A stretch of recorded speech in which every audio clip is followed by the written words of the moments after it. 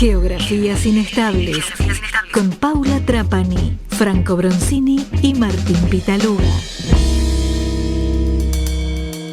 Hola, hola, ¿cómo les va? Muy buenos días, bienvenidos. Esto es Geografías Inestables y este es un jueves especial porque hoy vamos a comenzar el tercer ciclo que Geografías Inestables realiza junto con la SAP, un ciclo de entrevistas y que en este caso tiene que ver con mirar a los dirigentes del futuro, ¿no? A nuestra dirigencia política o intelectual, que pensamos que dentro de algunos años, el 2030, hemos puesto como ese futuro, puede estar haciendo cosas realmente todavía más importantes de las que está haciendo en este momento. Y para eso estamos hoy con Roberto Saba. ¿Qué tal, Roberto? ¿Cómo estás? Bienvenido. ¿Qué tal, Paula? Buenos días a todos y todas. Bueno, muy bien. Y tenemos como primera entrevistada de este ciclo, insistimos, Geografías Inestables, junto a la Sociedad Argentina de Análisis Político, que es presidida por el señor Martín D'Alessandro. La tenemos como primera entrevistada a una diputada nacional, Silvia Los Penato. Silvia, ¿cómo estás? Un placer que hoy compartas este espacio con nosotros. Hola, Paula, muy buenos días. El placer es mío, la verdad, compartirlo contigo y con Roberto. Bueno, ¿te sentís parte de esta dirigencia del futuro que estaba mencionando en la introducción? Bueno, es todo un desafío, ¿no? Pensar que tenemos un grupo de dirigentes de una generación más joven que la que nos gobierna, en algún momento, bueno, hacernos cargo de ocupar esos primeros lugares de decisión. Pero tal vez lo más desafiante de eso no es la palabra dirigente, ¿no? Sino la palabra futuro, que creo que es algo que en la Argentina tenemos que urgentemente empezar a problematizar, a poner en palabras y a brindarle a la sociedad esa idea que creo es tal vez la más desdibujada que tenemos. ¿Se puede pensar en un futuro más o menos razonable para la Argentina? Hoy estamos en un panorama tan negativo, ¿no? Todos vemos las cosas bastante complicadas y bueno, encima tenemos este virus, esta pandemia que nos complica todo. Vos, mirando un poquito más allá, ¿no? Hacia el futuro, ¿vos ves posibilidades para nuestro país? ¿Cómo las ves? Por supuesto que sí, pero también veo que en el camino a esta construcción generacional de una idea de futuro, la Argentina, cuando uno recorre la historia en distintos momentos, tuvo esas instancias de generaciones completas que pertenecían a un partido político o a otro, pero que tenían una idea de hacia dónde querían que fuera nuestro país, ¿no? Que teníamos que impulsar, cuáles eran los principales desafíos, y me parece que previo a pensar eso, nos falta constituir ese espacio donde se vuelva a dar el diálogo generacional y dirigencial para pensar cuál es ese futuro posible para la Argentina. Pero tenemos que hacerlo ahora probablemente más que lo que teníamos que hacerlo antes del inicio de la pandemia, porque la pandemia trastocó completamente muchas de las tendencias que en el mundo veíamos viendo y las aceleró. Y en otros casos, como en nuestro país, a su vez, desnudó todas nuestras fragilidades. Entonces, me parece que este es un momento que no deberíamos dejar pasar para poner esa mesa, ese espacio de reflexión. Difícil de construir, muy difícil de construir, pero me parece que tenemos que animarnos. Sí, pero es solo animarse, Silvia, porque bueno, el tema del diálogo, de los consensos, es algo que uno escucha, ¿no? Los discursos de los políticos, sobre todo, bueno, en tiempos de campaña, muchísimo, y escucha por parte de los analistas políticos, y bueno, y el sentido común nos dice, ¿no? De la importancia de generar estos consensos para poder salir de este pozo en el que está la Argentina. Pero ¿cómo se puede pensar realmente en la práctica, en forma pragmática, más allá de que sea una cuestión discursiva, ¿no? En conciliar realmente los intereses diferentes, las distintas cultura política? ¿Cómo se hace? Mira, yo creo que hay como un movimiento en dos niveles, ¿no?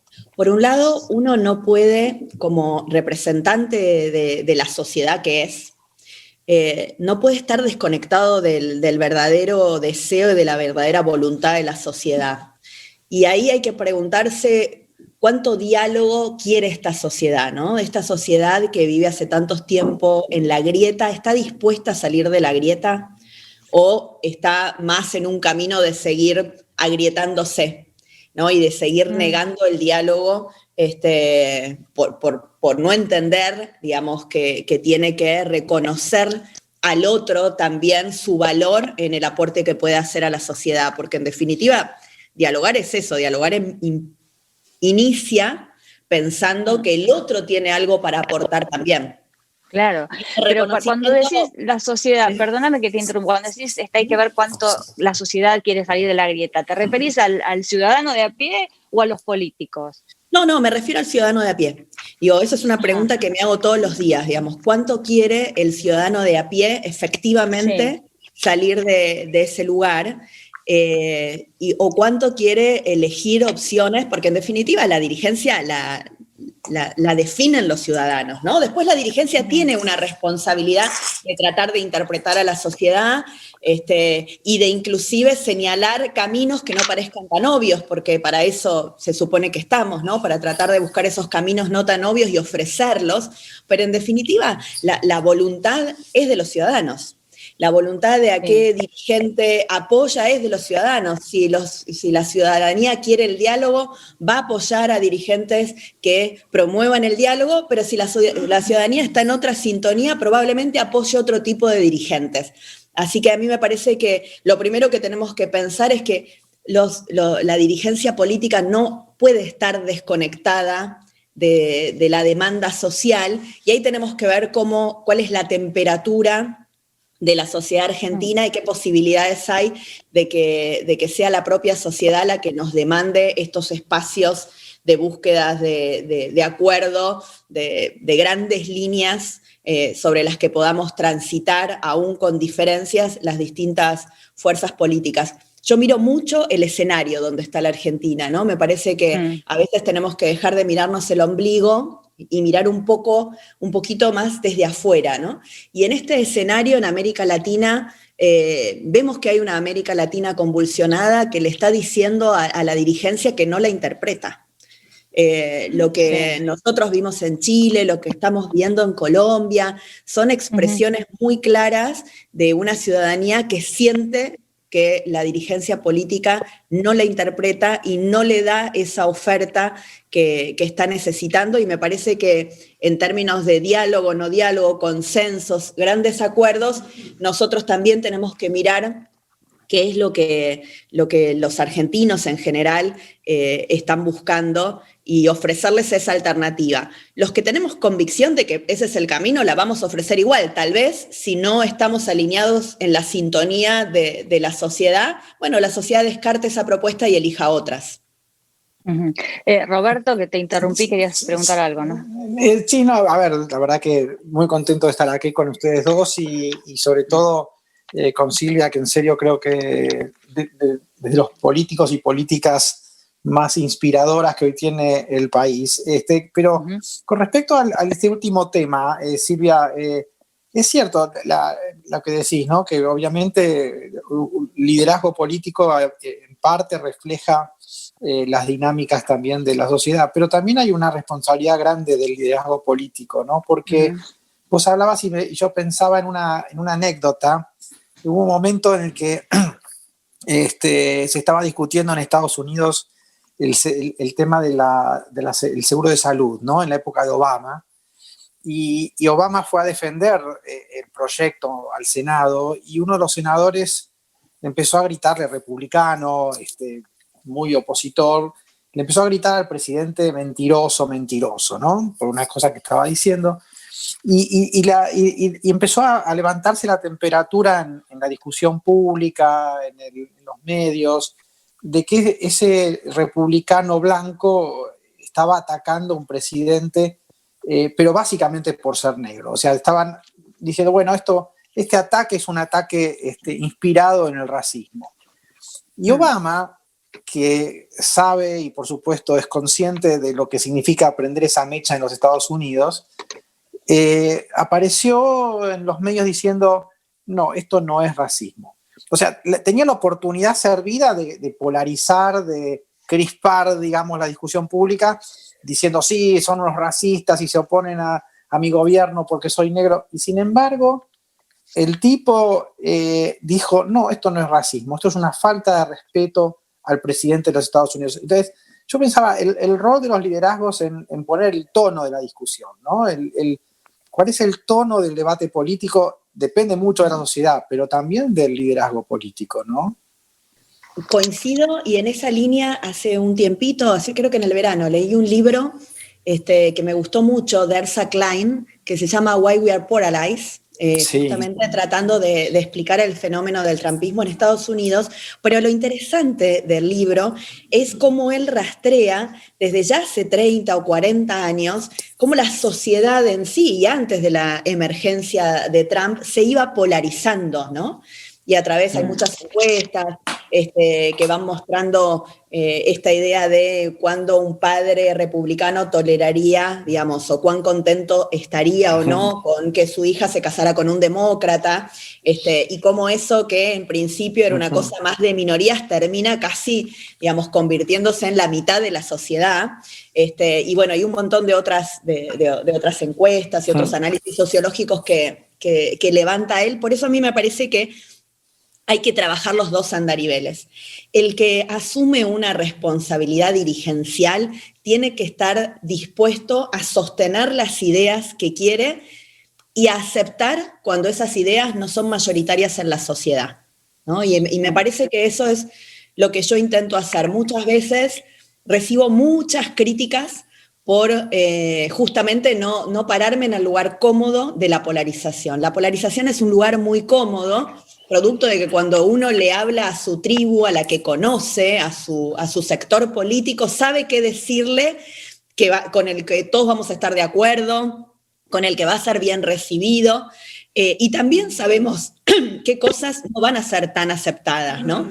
En mi caso, creo que es un valor también animarse a decir esas cosas que a tu tribu no le gustan cuando vos crees que esas cosas contribuyen para el país, ¿no? Que son buenas en general, más allá de que no contenten al 100% de tu sector político. Por eso creo en la transversalidad, por eso trabajé muchos años y sigo haciéndolo en una construcción del feminismo muy transversal, porque entiendo que ahí hay una serie de valores que pueden transformar la política, en la forma de hacer política, en la forma de dialogar, en la forma de construir que tiene el feminismo, que aporta a esta Argentina de futuro que yo me imagino, pero no es sin costos, ¿no? Tiene muchos costos. Claro. A mí me encantó una frase de Esteban Bullrich, que se la robé desde el día que la dijo. Dijo, en esta Argentina hay que tener mucho coraje para ser moderado. Y yo realmente creo que es así. Realmente creo que es así. Hace pocas horas, hace unos días, pasó un atentado a un local partidario de la Cámpora, del Frente de Todos, y obviamente que inmediatamente me solidaricé porque creo que el valor central que debemos defender en la Argentina es que no podemos tolerar la violencia política de ningún sector hacia ningún sector. Esto es una etapa que ya superamos en la Argentina, afortunadamente, y que tenemos que trabajar todos los días para que jamás se vuelva a repetir. Y obviamente que muchos votantes nuestros nos critican y me critican por hacer eso, o por acompañar alguna ley del oficialismo, aun cuando creamos que esa ley puede ser buena. Y así que yo creo que hay un equilibrio ahí, ¿no? Tenemos esto que vos decís, Roberto, yo lo siento personalmente y mi compromiso está ahí, en sostener aquellas ideas que creo son buenas para la Argentina, pero también aceptar cuando la sociedad no está en esta sintonía, porque si solamente nos sostenemos en creer que nosotros tenemos una verdad revelada, primero, digamos, estaríamos muy equivocados. Ninguna persona es más que el todo, ningún dirigente sabe más que toda la sociedad, digamos, ¿no? Así que no creo en eso, no tengo esa visión mesiánica, salvadora, digamos, de que el que lidera realmente puede orientar a toda una sociedad en contra de lo que la sociedad cree, pero sí creo que vale la pena hacer el esfuerzo de ir encontrando esos puntos que, aunque nos tensionen con nuestro electorado, nos permitan reflexionar y acercarnos, porque para mí es un valor más grande que logremos reconstruir una unidad, una mayoría que no sea de bloqueo. No nos sirve una sociedad 48-52, digamos, ¿no? Esa sociedad no nos sirve. Necesitamos por lo menos una sociedad de 70-30, aunque sea, ¿no? Donde realmente haya una mayoría que tenga un proyecto compartido de país. Silvia, hay muchas cosas. Perdón, sí, dale, Roberto. No, dale, Paula. No, quería decir, hay muchas cosas de esta respuesta sobre las que me gustaría profundizar, en particular charlar un ratito después sobre tu rol como defensora de esta causa feminista. Pero quisiera hablar de Juntos por el Cambio, ¿no? Mencionabas recién la palabra coraje. Me hace falta coraje, te gustaba esa frase de Bullrich para ser moderado. Y pensando en una autocrítica que puedas hacer sobre lo que fue la gestión de Juntos por el Cambio, ¿no? De esos 4 años en el gobierno, ¿faltó coraje? No, yo creo que faltaron varias cosas, por supuesto. La primera es experiencia en la administración del poder y de esa máxima responsabilidad. Hay que decir, es una fuerza que como tal, por primera vez, tenía esta responsabilidad y sin duda que el ejercicio del poder enseña, ¿no? El ejercicio del poder enseña muchísimo. Así que yo creo que en algunas cosas nos faltó experiencia, pero también creo que nos faltó esta conciencia que muchos de quienes formamos Juntos por el Cambio hoy tenemos, de la necesidad de construir estos acuerdos mayoritarios. Efectivamente, nosotros fuimos el primer gobierno, no solamente en más de un siglo en terminar, no peronista, en terminar su mandato, que para mí esto tiene un valor que no siempre está puesto en su justa dimensión, ¿no? Pero además de esto, fuimos un gobierno durante 4 años completos con minorías en ambas cámaras. Y creo, y yo ahí siempre marco una diferencia, sobre todo porque yo fui parte del poder legislativo, ¿no? No tuve responsabilidades de gestión ejecutivas, que durante los 2 primeros años sacamos muchísimas leyes y el nivel de la cantidad de votos de esas leyes en promedio 140 votos. Teníamos 86 diputados nada más. Ahí hubo una construcción de consenso enorme, realmente enorme, y fue muy trabajoso y nos costó mucho, y las leyes que sacamos no eran las leyes que queríamos.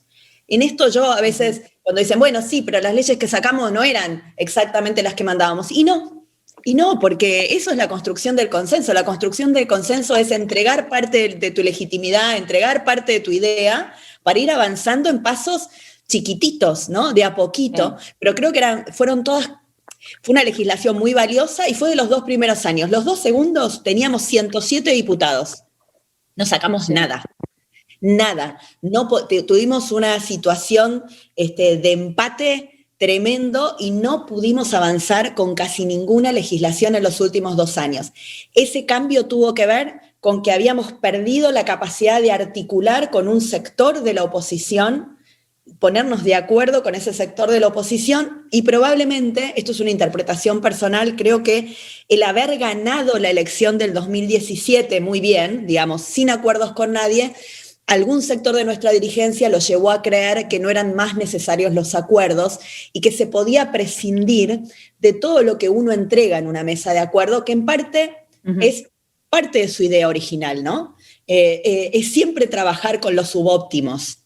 Entonces, creo que aún con buena fe, un sector de nuestro gobierno pensó que ya no teníamos que seguir trabajando con los subóptimos, que podíamos hacerlo solos, y la verdad es que solos no se puede.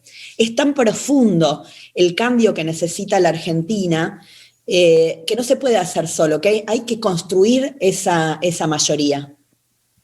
Bien. Silvia, Roberto, tenemos que hacer una pausa chiquitita y enseguida continuamos en Geografías Inestables, en este ciclo en colaboración con la SAP, en la que tratamos de ver junto a la dirigencia del futuro cómo superar esta difícil situación que atraviesa nuestro país. Corte chiquitito y ya volvemos. La Sociedad Argentina de Análisis Político, SAP, es la asociación civil sin fines de lucro que nuclea politicólogos y analistas políticos de todo el país, vinculados académica o profesionalmente con la ciencia política en cualquiera de sus áreas u orientaciones. Seguimos en Geografías Inestables.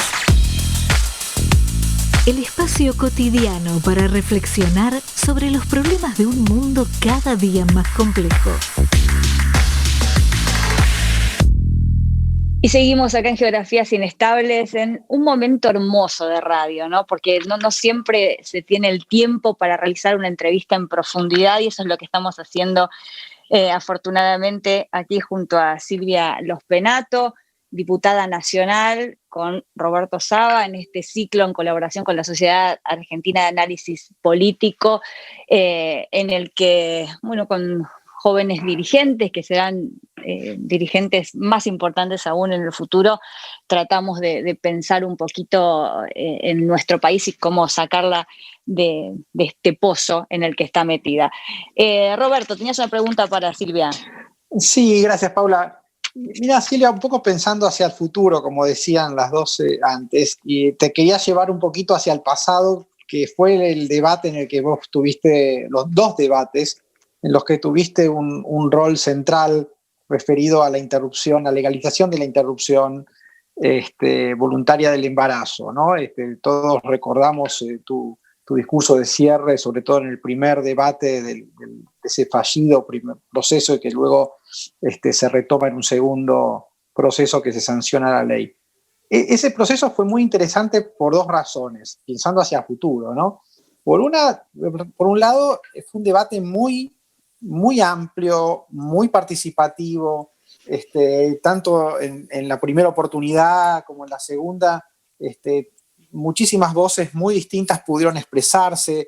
Yo creo que fue un hallazgo el proceso, pero un proceso que no sé si se ve en otros temas, en otros casos, y también fue muy importante porque vos hablabas de transversalidad, ¿no? De cómo se notó ahí que cuando un tema preocupa a personas que están en diferentes partidos políticos, en diferentes coaliciones, eso no es un obstáculo para buscar acuerdos, para buscar alianzas. Te quería preguntar, pensando hacia el futuro, si vos veías otros temas en torno a los cuales podía darse algo parecido a lo que pasó con ese tema. Si vos ves que hay otros temas en agenda del futuro que podrían, por un lado, concitar acuerdos transversales y por otro lado, procesos tan participativos.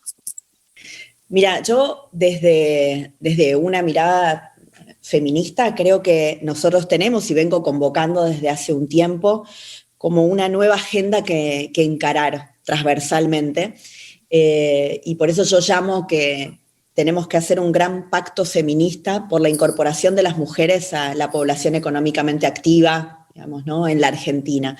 Nosotros tenemos ahí un nivel de participación que tiene casi 20 puntos de diferencia entre varones y mujeres, un nivel de participación que está muy estancado desde la década del 90 y que ahora, post pandemia, ha desmejorado en todos sus indicadores, ¿no?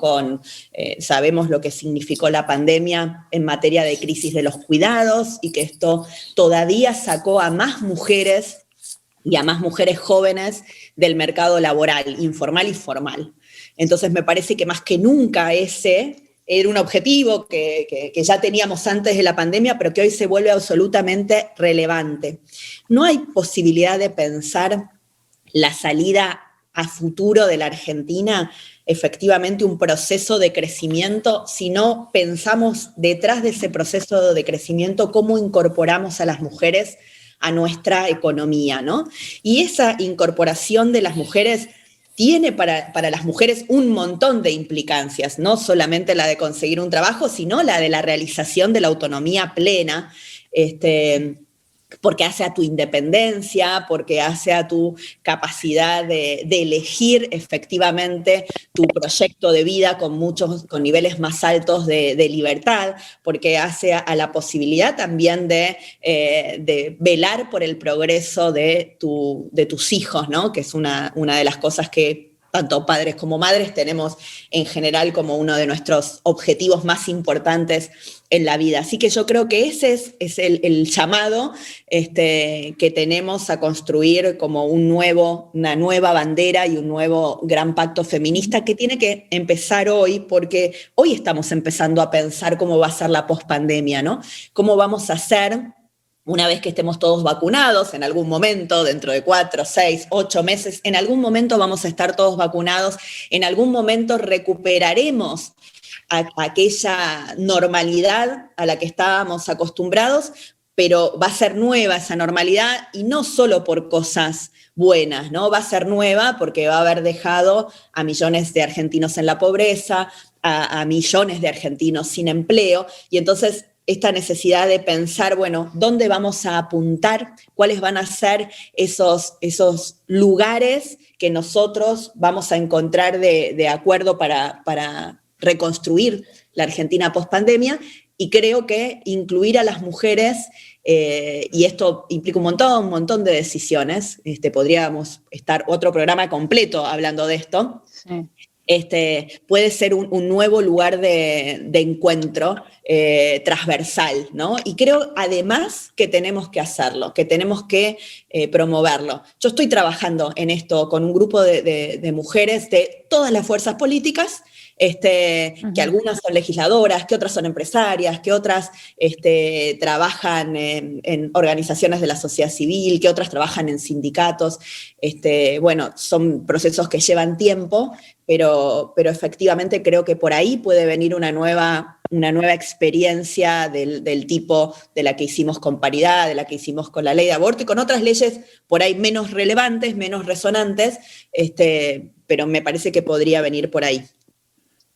Ahora, Silvia, ¿cómo haces, no? Vos que estás tan comprometida con la causa feminista, cuando esta causa se desvirtúa, digo, se fundamentaliza o se partidiza. Bueno, hay que hacer un esfuerzo por intentar que eso, digamos, no pase, porque cuando eso sucede es más difícil alcanzar los acuerdos, ¿no? Cuando alguien se quiere arrogar la representación completa de una idea, en general, además de que eso es falso, porque probablemente nadie, digamos, tenga esa capacidad, pero genera también anticuerpos respecto a otros que pueden no pensar en otros temas iguales, pero que tienen puntos de acuerdo en este. Así que yo realmente creo que el feminismo hace un esfuerzo porque eso no suceda. Todo, digamos, ¿no? En sus distintas visiones. Creo que una de las cosas que más nos animamos a criticar es a las que quieren medirnos con el feminómetro. Y esto de todos lados, ¿no? Decir, no permitamos eso. No permitamos eso. Cada uno vive el feminismo desde su propia experiencia personal y política y construye desde ese lugar, y en ese lugar hay un montón de experiencias comunes, como el feminismo es principalmente esta idea de la experiencia vital. En la experiencia vital, las mujeres nos encontramos en infinidad de situaciones similares. Pensemos ideológicamente lo que pensemos, ¿no? En la realidad material tenemos las mismas barreras para ingreso al mercado laboral, tenemos las mismas barreras para el ascenso en nuestras organizaciones políticas, tenemos los mismos techos de cristal para ascender en las empresas, tenemos los mismos problemas de cuidados con nuestros hijos. Algunas los podemos resolver en el mercado, otras no, y lo tienen que resolver intrafamiliarmente, pero el problema en sí de poder armonizar nuestro desarrollo personal con el cuidado de los niños en el hogar, lo tenemos todas. Todas las mujeres compartimos una misma cosa, no importa cuánto dinero, instrucción, cultura, capacidad, no sé qué, todas tenemos el déficit de tiempo como uno de nuestros principales problemas para el desarrollo personal. Claro, pero ahí estás hablando de puntos, perdón, en el que todos estaríamos de acuerdo, ¿no? Porque estás hablando desde la sensatez, o sea, desde el sentido común. Yo me refiero a cuando se va muy al extremo el movimiento, ¿no? Porque yo estoy últimamente escuchando mucho a mismas mujeres que critican al feminismo con esto de las microagresiones y como la exageración del movimiento, y que me parece que está generando un ruido, digamos, hay cuestiones en las que todas estaríamos de acuerdo, sí. Coincido, por eso es que debemos hacer el esfuerzo de mostrar la otra cara, ¿no? De mostrar los puntos de acuerdo. Y también la verdad es que siempre es sencillo criticar cuando uno critica al extremo. Hay que animarse a criticar el centro, ¿no? El que tiene una crítica genuina, porque muchas veces la crítica sirve para disfrazar una posición que también es ideológica, absolutamente contraria a la idea. Entonces, critico al más ridículo, al más extremista, en cualquier tema, ¿no? Porque es más fácil. Ahora, ¿cuánto representa eso del movimiento en general? Y esto es lo que tenemos que ver. Y yo creo que los sectores extremos, en todos los casos, en la política, en las visiones económicas, en el feminismo, en otras ideologías o formas de pensar, esas visiones extremas siempre son un mínimo. Digamos, el grueso no está ahí. Así que hay que mostrar lo otro. Y cuando critican eso, también digamos, yo cuando veo cosas que no me gustan, también las critico. No hay que tener miedo a la crítica. Inclusive dentro de cercano a personas con las que compartimos otras ideas, pero cuando hay cosas que no están bien hay que animarse a criticarlas. Y me parece que en ese sentido nosotras nos animamos a criticar, nos animamos a tratar de no parametrizar, digamos, ¿no? el feminismo. Así que me parece que esa es la contribución y por supuesto hay gente que no estará de acuerdo y también hay que escucharla. Bien. Sí, dale, Roberto. No, dale vos, Paula, y después voy yo. Bueno, se conoció hace algunas horas una última encuesta de la Universidad de San Andrés que dice que la desaprobación hacia la gestión del gobierno de Alberto Fernández supera ahora el 70%. Bueno, los números son bastante tremendos, ¿no? Para la gestión de Alberto Fernández, hay un 88% insatisfecho con la situación del país, es lo que arroja esta encuesta. La pregunta es, ¿cómo puede capitalizar la oposición esto electoralmente? ¿Y no se dificulta esta capitalización no teniendo un liderazgo claro? Yo creo que digamos, lo que expresa esa encuesta o varias encuestas es la necesidad, sobre todo, de que el oficialismo revea la forma en la que está tomando decisiones, porque en el medio de esas decisiones equivocadas está la vida de todos nosotros, ¿no? Entonces me parece más que es un llamado de atención para los que tienen hoy la responsabilidad de gestionar que una invitación a la oposición. Nosotros, por supuesto que tenemos que hacer nuestra oferta electoral para esta elección de medio término, pero lo más importante es tener una oferta de proyecto alternativo para el 2023. Todavía falta, pero en el intermedio, digamos, tenemos que ver cómo ayudamos a que la situación no siga empeorando. La verdad es que los niveles tan elevados de pobreza que tenemos, ¿no? Que 1 de cada 2 personas en el conurbano bonaerense sean pobres y 7 de cada 10 niños estén por debajo de la línea de la pobreza y 2 de cada 10 no tengan siquiera sus necesidades alimentarias satisfechas, pero es algo que tiene que movernos, no a tratar de capitalizar políticamente, a tratar de resolverlo. De ver cómo aportamos ahí lo que podamos. Pero no hay aporte posible si no hay vocación del gobierno de recibir ese aporte. Mira, yo lo decía el otro día en relación al tema de la compra de vacunas. El gobierno que no puede explicar, digamos, en muchos casos, la inoperancia, pongámosle, digamos, no hablemos de otras cosas, digámosle la inoperancia, la mala gestión para la adquisición de vacunas, señala que habría un problema en la ley. Bueno, nosotros hace meses que les estamos diciendo, traigan la ley, que nosotros les damos los votos, díganos en qué podemos ayudar para que recibamos, compremos las vacunas que la Argentina necesita. Pero cuando esa voluntad de diálogo no existe, bueno, ahí sí. Entonces, bueno, tendrán que asumir la responsabilidad de que no es solamente mala gestión, hay una decisión de no avanzar en algunos temas, cuyas consecuencias tendrá que asumir quien toma esas decisiones, ¿no? Ahora, ¿quién es el referente hoy de Juntos por el Cambio, el máximo referente?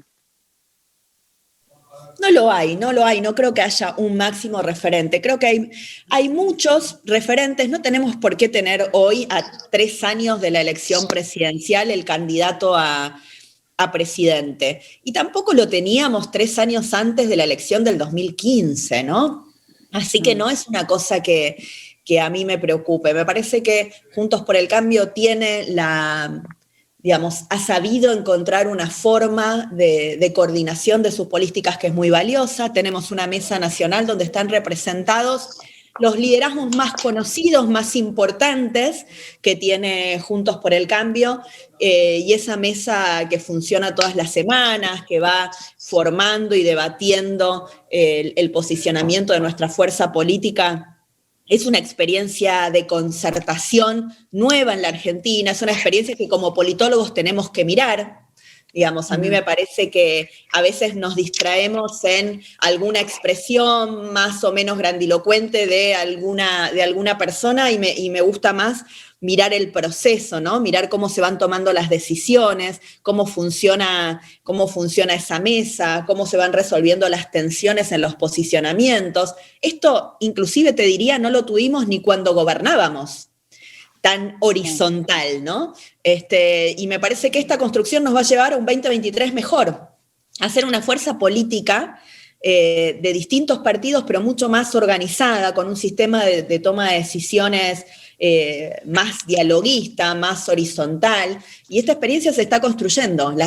Nosotros que estamos adentro lo vemos más, tal vez los ciudadanos lo ven menos, pero efectivamente cada posicionamiento de Juntos por el Cambio es el producto de una negociación, donde hay algunos que quieren más, hay otros que quieren menos, y finalmente se va delineando este punto de acuerdo que después se expresa también en que nuestros bloques en el Congreso votan juntos casi la totalidad de las leyes que sacamos. O sea, hay una construcción realmente importante de este espacio que hoy está mucho mejor que en el 2015, ni hablar, pero también está mejor que en el 2019. Bien. Roberto. Sí, gracias, Paula. Yo te quería llevar, Silvia, un poco una discusión más global sobre la Argentina. ¿Dónde está la Argentina en el contexto o en el concierto internacional? Yo, la verdad que creo que coincidimos todos, no importa de qué partido vengamos, que Argentina del 83 se presentó ante el mundo como un país comprometido con la democracia, con los derechos humanos, con el Estado de Derecho. Y ese lugar fue un lugar simbólico importantísimo que la Argentina tuvo en ese momento y le hizo ganar, digamos, un posicionamiento global en torno a esos temas. Hoy la democracia liberal está siendo atacada, digamos, fuertemente por gobiernos y países en todas las regiones. Afortunadamente la derrota de Trump hizo caer, digamos, uno de los bastiones antidemocráticos y antiliberales más importantes, pero también tenemos casos en Europa, en Hungría, en Polonia, en Turquía, y bueno, y en América Latina también. ¿Dónde juega la Argentina en este campo internacional, digamos, de defensa de la democracia liberal en el mundo? ¿Dónde la ves? ¿Dónde la ves hoy? ¿Dónde la ves que podría estar? ¿Dónde debería estar en torno a este tema, instituciones o discurso? ¿Cómo ves el lugar de la Argentina en el mundo en este conflicto? Bueno, eso sí es un tema que me preocupa muchísimo. Realmente me preocupa. En las últimas horas nos enteramos que Argentina retiró su demanda en la Corte Penal Internacional por la violación de los derechos humanos en Venezuela. Me parece gravísima esa decisión que tomó el gobierno argentino. Me parecen muy graves algunos posicionamientos que no son claros en el repudio del terrorismo internacional. Me preocupa mucho que la Argentina abandone ese lugar en el cual la defensa de los derechos humanos era realmente una bandera que nos identificaba, y entonces se permitan o se haga la vista gorda a violaciones flagrantes de los derechos humanos al interior de nuestro propio territorio, como vimos durante estos meses de pandemia en muchos lugares de la Argentina, especialmente en Formosa, pero no solamente en Formosa, ¿no? En muchos lugares de la Argentina vimos el aumento exponencial de la violencia institucional, vemos cuando, digamos, de alguna manera se relajan esos controles y se les da mucha autoridad a los gobiernos para tomar decisiones que restringen la libertad individual, como rápidamente se generan excesos y no tenemos esa capacidad o esa voluntad de todos salir muy fuertemente a marcar esos excesos para que no sucedan. Estas cosas realmente me preocupan. El posicionamiento de la Argentina en el escenario internacional me preocupa, y yo sí creo que estamos en un momento muy crítico de inflexión, en lo que Pierre Rosanvallon llama, digamos, el inicio de la etapa de la irreversibilidad del populismo.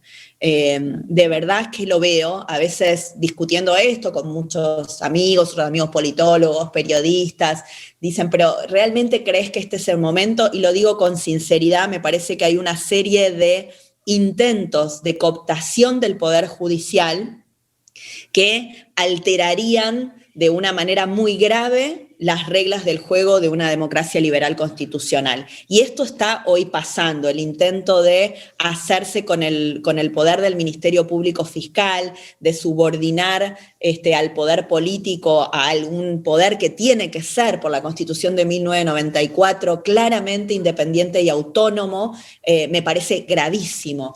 También el intento de modificar la justicia federal, la creación de tribunales intermedios antes de la Corte Suprema como una forma de vaciar de algunas de sus funciones a la Corte Suprema de Justicia de la Nación.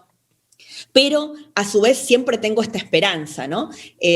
Por ahora en el mundo el único antídoto que hay contra los populismos es la voluntad popular, ¿no? El populismo, como tiene esta idea de que la única legitimidad es la que proviene de las urnas, también, digamos, no tiene forma de sostenerse cuando las urnas no lo acompañan.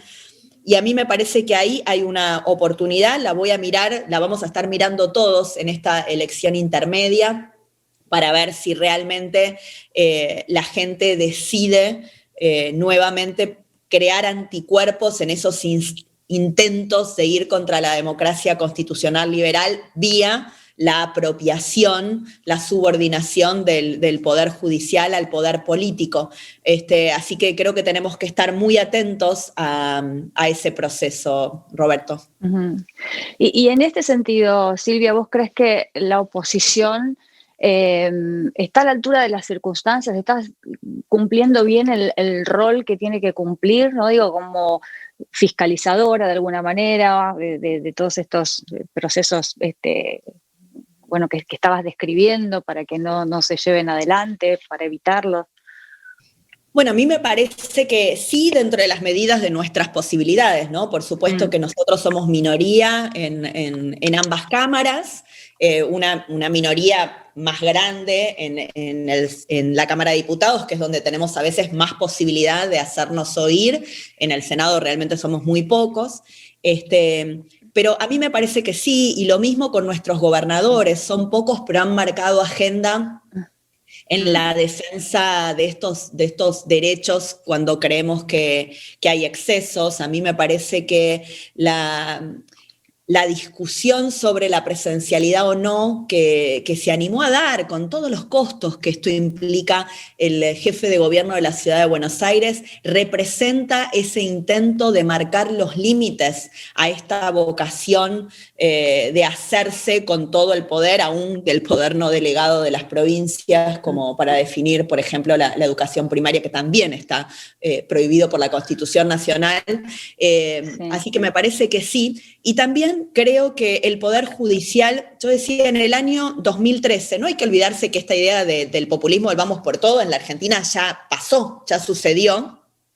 Y en el año 2013, cuando sucedió con el proyecto de la democratización de la justicia, más tarde con el proyecto de las subrogancias, todos intentos de subordinar el Poder Judicial al poder político, la oposición no pudo, pero fue la Corte Suprema de Justicia la que puso el alto a esto, lo mismo con la ley de medios, en los artículos que eran más violatorios de la Constitución, fue la Corte Suprema la que puso el freno, pero también tenemos que recordar que en el año 2013, hoy nos olvidamos, pero hubo una suerte de construir, digamos, una alianza transversal amplia, cuyo objetivo, y fue explícito, era, bueno, nosotros no vamos a permitir la reforma de la Constitución Nacional, una opción que en ese momento encabezó la provincia de Buenos Aires Massa, pero que también estaba el PRO integrando esa lista, y que frenó ese intento de reforma constitucional, así que ahí los anticuerpos funcionaron